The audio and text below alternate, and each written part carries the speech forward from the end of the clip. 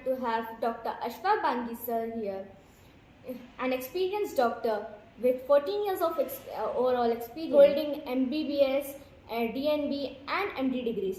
Welcome Ashpak sir. Bismillahirrahmanirrahim. Alhamdulillah. I am feeling wonderful to be here and interacting with the student about SDG goals.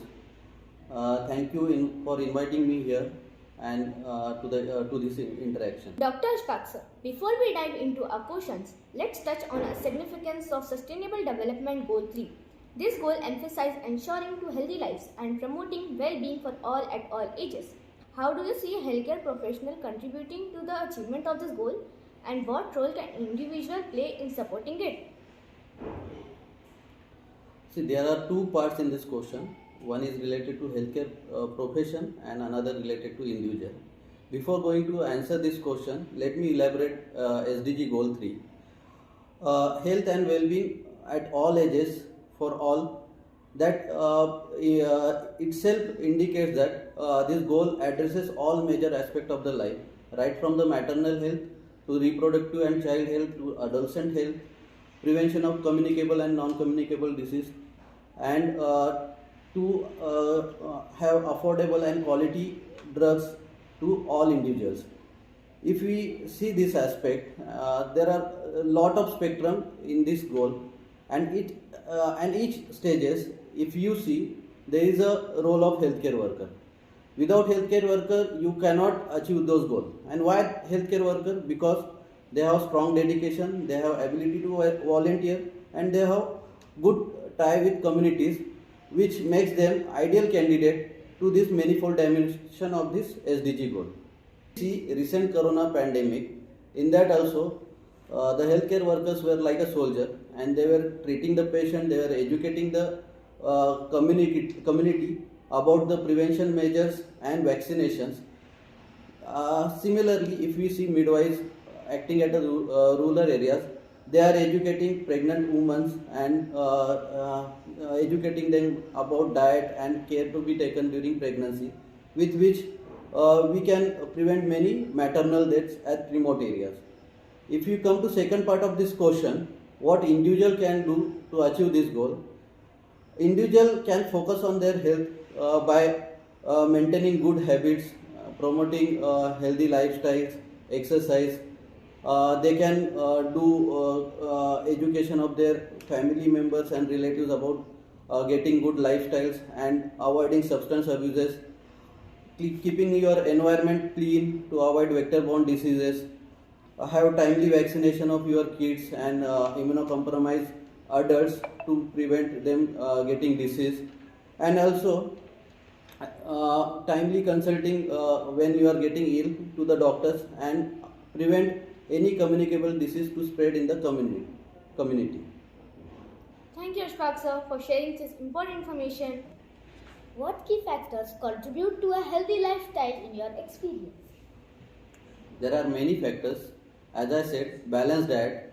Balanced diet means balancing carbohydrate, fat, protein and vegetable fruits, regular physical activity and exercises, maintaining a regular sleep pattern, stress management, mental stimulation, socialization, having good spirituality, healthy relationship and family, making time for self-care and leisure, consuming enough daily water, and finance and work stability. All those contribute to the healthy lifestyle.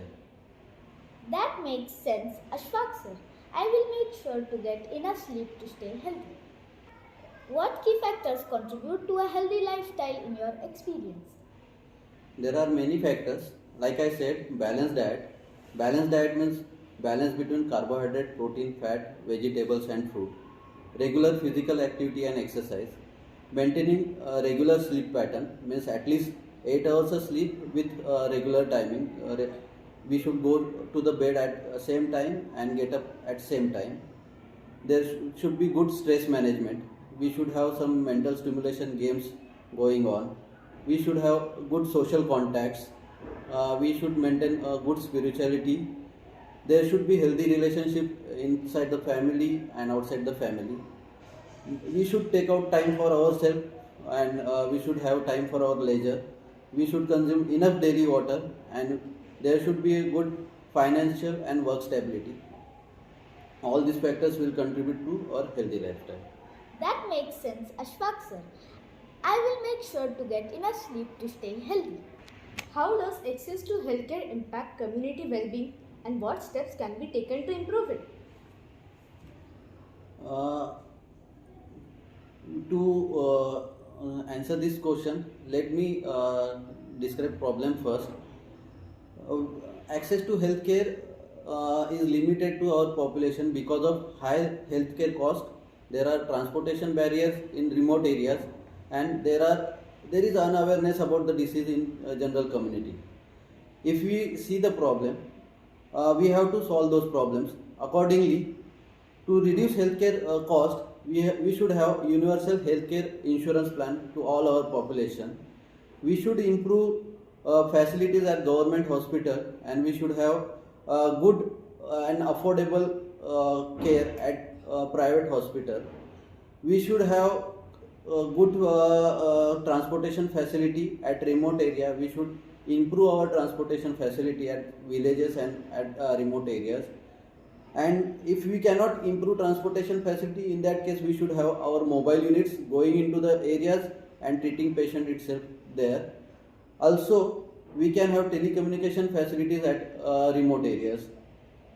And for increasing awareness about the disease in the general community, we can have awareness programs by camping, by involving local leaders, and by distributing pamphlets.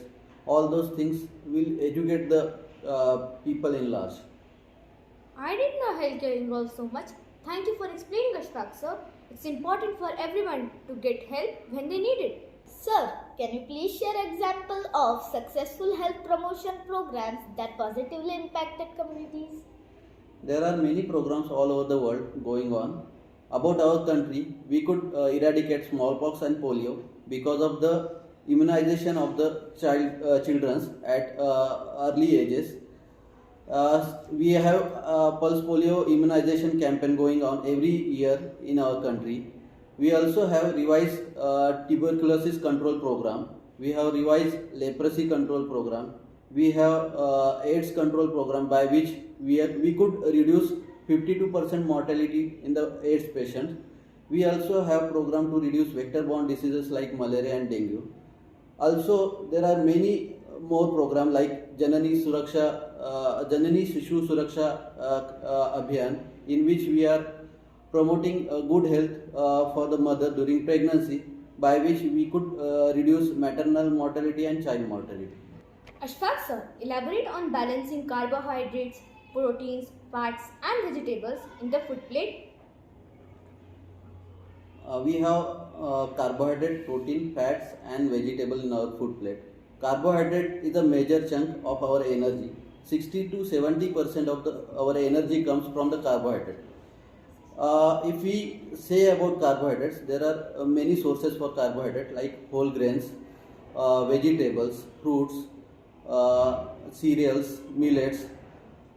There are good carbohydrates and there are bad carbohydrates. Bad carbohydrates in the form of added sugar, maida, dairy products. They should not be included in our diet.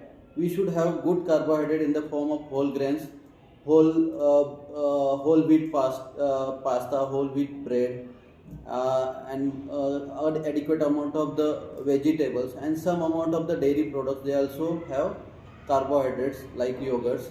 So we should include good carbohydrate in our diet. Similarly, protein, they are important for building our muscle and health. That should be 10 to 20% of our food should be in the form of protein. If we say sources of the protein, we should have eggs, poultry, meat, paneer and some dairy products. They are rich in the protein. Also some cereals like soya, they have good amount of the protein. Third is a fat. Fat should also contribute about 10 to 15% of our diet. Fats are important in absorbing fat soluble vitamins like vitamin A, D, E and K. Also they are important in maintaining our body temperature. There are nuts and legumes. Also, some fishes, they have good amount of the saturated fat. We should include them in our diet.